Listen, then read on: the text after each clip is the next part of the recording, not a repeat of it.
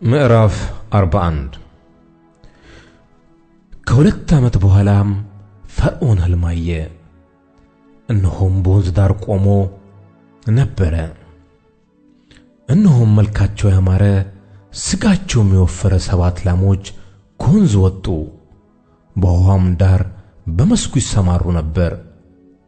ከእነርሱም በኋላ እነሆ መልካቸው የከፋ ሥጋቸውም የከሳ ሌሎች 7 ላሞች ከወንዝ ወጡ። በእነዚያም ላሞች አጠገብ በወንዙ ዳር ይቆሙ ነበር። መልካቸው የከፋ ሥጋቸውም የከሳ እነዚያም ላሞች መልካቸው ያማረውን ሥጋቸው የወፈረውን 7ቱን ላሞች ዋጧቸው። ፈርዖንም ነቃ፣ ደግሞም ተኛ፣ ሁለተኛም ሕልምን አየ። እነሆም በአንድ አገዳ ላይ የነበሩ ያማሩና መልካም የሆኑ 7 እሸቶች ወጡ። እነሆም ከእነርሱ በኋላ የሰለቱና በምሥራቅ ነፋስ የተመቱ 7 እሸቶች ወጡ። የሰለቱትም እሸቶች 7ቱን ያማሩና የዳበሩ እሸቶች ዋጧቸው። ፈርዖንም ነቃ፣ እነሆም ሕልም ነበረ። በነጋም ጊዜ ነፍሱ ታወከችበት። ወደ ሕልም ተርጓሚዎች ሁሉ ወደ ግብፅ ጠቢባንም ሁሉ ልኮ ወደ እርሱ ጠራቸው። ፈርዖንም ሕልሙን ነገራቸው። ነገር ግን ከእነርሱ ለፈርዖን የሚተረጉም አልተገኘም። የዚያን ጊዜ የጠጅ አሳላፊዎቹ አለቃ እንዲህ ብሎ ለፈርዖን ተናገረ። እኔ ኃጢአቴን ዛሬ አስባለሁ። ፈርዖን በባሪያዎቹ ላይ ተቆጣ።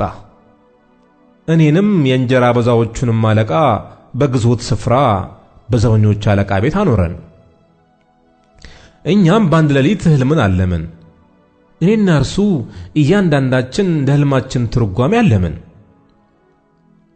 በዚያም የዘበኞች አለቃ ባሪያ የሆነ አንድ ዕብራዊ ጎልማሳ ከእኛ ጋር ነበረ። ለእርሱም ነገርነው፣ ሕልማችንን ተረጎመልን። ለእያንዳንዱም እንደ ሕልሙ ተረጎመልን። እንዲህም ሆነ፣ እንደ ተረጎመልን እንደዚያ ሆነ። እኔ ወደ ሹመቴ ተመለስኩ፣ እርሱም ተሰቀለ። ፈርዖንም ልኮ ዮሴፍን አስጠራው፣ ከግዞትም ቤት አስቸኰሉት። እርሱም ተላጨ፣ ልብሱንም ለወጠ፣ ወደ ፈርዖንም ገባ። ፈርዖንም ዮሴፍን አለው፣ ሕልምን አየሁ፣ የሚተረጉመውም አልተገኘም። ሕልምን እንደ ሰማህ እንደ ተረጎምክም ስላንተ ሰማሁ። ዮሴፍም ለፈርዖን እንዲህ ብሎ መለሰ፣ ይህ በእኔ አይደለም፣ እግዚአብሔር ግን ለፈርዖን በደህንነት ይመልስለታል። ፈርዖንም ለዮሴፍ እንዲህ አለው፣ እነሆ በሕልሜ በወንዝ ዳር ቆሜ ነበረ። እነሆም ሥጋቸው የወፈረ መልካቸውም ያማረ 7 ላሞች ወጡ፣ በመስኩም ይሰማሩ ነበረ። ከእነርሱም በኋላ እነሆ የደከሙ መልካቸውም እጅግ የከፋ ሥጋቸውም የከሳ ሌሎች 7 ላሞች ወጡ። በግብፅ ምድር ሁሉ እንደ እነርሱ መልክ ክፉ ከቶ አላየሁም። የከሱትና መልከ ክፉዎቹ ላሞች የመጀመሪያዎቹን ወፍራሞቹን 7 ላሞች ዋጧቸው። በሆዳቸውም ተዋጡ። በሆዳቸውም እንደተዋጡ አልታወቀም። መልካቸውም በመጀመሪያ እንደነበረው የከፋ ነበረ። ነቃሁም፣ በሕልሜም እንደሆነ የዳበሩና መልካም የሆኑ 7 እሸቶች በአንድ አገዳ ሲወጡ አየሁ። ከእነርሱም በኋላ እነሆ የደረቁና የሰለቱ በምሥራቅ ነፋስ የተመቱ 7 እሸቶች ወጡ። የሰለቱት እሸቶች ያማሩትን 7 እሸቶች ዋጧቸው። ለሕልም ተርጓሚዎች ሕልሜን ነገርሁ፣ የሚተረጉምልኝም አጣሁ። ዮሴፍም ፈርዖንን አለው፣ የፈርዖን ሕልም አንድ ነው። እግዚአብሔር ሊያደርገው ያለውን ለፈርዖን ነግሮታል። 7ቱ መልካካሞች ላሞች 7 ዓመት ናቸው። 7ቱ መልካካሞች እሸቶች 7 ዓመት ናቸው። ሕልሙ አንድ ነው። ከእነርሱም በኋላ የወጡት የከሱትና መልከ ክፉዎቹ 7 ላሞች 7 ዓመታት ናቸው። የሰሉትና የምስራቅ ነፋስ የመታቸው 7ቱም እሸቶች እነርሱ ራብ የሚሆንባቸው 7 ዓመታት ናቸው። ለፈርዖን የነገርኩት ነገር ይህ ነው። እግዚአብሔር ሊያደርግ ያለውን ለፈርዖን አሳየው። እነሆ በግብፅ ምድር ሁሉ እጅግ ጥጋብ የሚሆንባቸው 7 ዓመታት ይመጣሉ። ደግሞም ከዚያ በኋላ የ7 ዓመት ራብ ይመጣል። በግብፅ አገር የነበረውንም ጥጋብ ሁሉ ይረሳል። ራብም ምድርን በጣም ያጠፋል። በኋላ ከሚሆነው ከዚያ ራብ የተነሳም በምድር የሆነው ጥጋብ አይታወቅም፣ እጅግ ጽኑ ይሆናልና። ሕልሙም ለፈርዖን ደጋግሞ መታየቱ ነገሩ ከእግዚአብሔር ዘንድ የተቆረጠ ስለሆነ ነው። እግዚአብሔርም ፈጥኖ ያደርገዋል።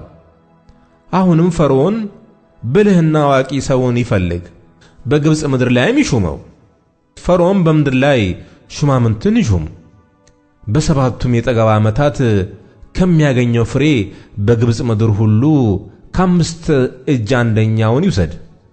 የሚመጡትን የመልካሞቹን ዓመታት እህላቸውን ያከማቹ፣ ስንዴውንም ከፈርዖን እጅ በታች ያኑሩ፣ እህሎቹንም በከተሞች ይጠብቁ። ከግብፅ ምድር ስለሚሆነው ስለ 7ቱ ዓመታት ራብ እህሉ ተጠብቆ ይኑር፣ ምድሪቱም በራብ አትጠፋም። ነገሩም በፈርዖንና በሎሌዎቹ ፊት መልካም ሆነ። ፈርዖንም ሎሌዎችን እንዲህ አላቸው፣ በውኑ የእግዚአብሔር መንፈስ ያለበት እንደዚህ ያለ ሰው እናገኛለንን? ፈርዖንም ዮሴፍን አለው፣ እንዳንተ ያለ ብልህ አዋቂ ሰው የለም። እግዚአብሔርን ሁሉ ገልጦልሃል። አንተ በቤቴ ላይ ተሾም፣ ሕዝቤም ሁሉ ለቃልህ ይታዘዝ። እኔ በዙፋኔ ብቻ ካንተ በልጣለሁ። ፈርዖንም ዮሴፍን በግብፅ ምድር ላይ ሁሉ ሾምሁህ አለው። ፈርዖንም ቀለበቱን ከእጁ አወለቀ፣ በዮሴፍም እጅ አደረገው። ነጭ የተልባ እግር ልብስንም አለበሰው፣ በአንገቱም የወርቅ ዝርግፍን አደረገለት። የእርሱም በምትሆን በሁለተኛይቱ ሰረገላ አስቀመጠው። አዋጅ ነጋሪም ስገዱ እያለ በፊት በፊቱ ይጮህ ነበር።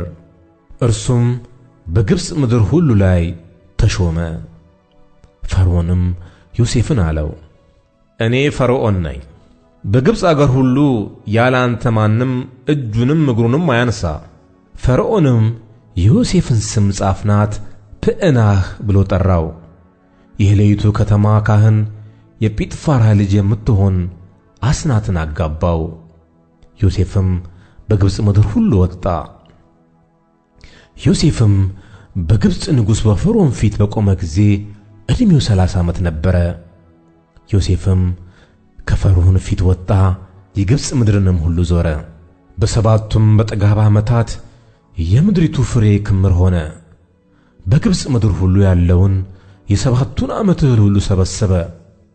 እህልንም በከተሞቹ አደለበ። በከተማይቱ ዙሪያ ያለውን የእርሻውን እህል ሁሉ በዚያው ከተተ። ዮሴፍም እንደ ባሕር አሸዋ እጅግ ብዙ የሆነ ስንዴን አከማቸ፣ መስፈርን እስኪተው ድረስ ሊሰፍር አልቻለምና።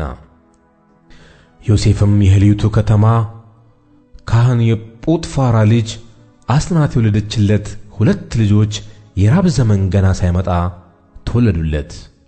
ዮሴፍም የበኩር ልጁን ስም ምናሴ ብሎ ጠራው፣ እንዲህ ሲል እግዚአብሔር መከራዬን ሁሉ የአባቴንም ቤት አስረሳኝ። የሁለተኛውንም ስም ኤፍሬም ብሎ ጠራው፣ እንዲህ ሲል እግዚአብሔር በመከራዬ አገር አፈራኝ። በግብፅ ምድር የነበረውም የ7 ዓመት ጥጋብ አለፈ። ዮሴፍም እንደተናገረ የ7ቱ ዓመት ራብ ጀመረ። በየአገሩም ሁሉ ራብ ሆነ። በግብፅ ምድር ሁሉ ግን እህል ነበረ። የግብፅ ምድርም ሁሉ ተራበ። ሕዝቡም ስለ እህል ወደ ፈርዖን ጮኸ። ፈርዖንም የግብፅ ሰዎችን ሁሉ ወደ ዮሴፍ ሂዱ፣ እርሱ ያላችሁን ሁሉ አድርጉ አላቸው። በምድርም ሁሉ ላይ ረሃብ ሆነ። ዮሴፍም እህል ያለበትን ጎተራ ሁሉ ከፍቶ ለግብፅ ሰዎች ሁሉ ይሸጥ ነበር። ረሃብም በግብፅ ምድር ጸንቶ ነበር። አገሮችም ሁሉ እህል ይገዙ ዘንድ ወደ ግብፅ ወደ ዮሴፍ መጡ፣ በምድር ሁሉ ራብ እጅግ ጸንቶ ነበርና።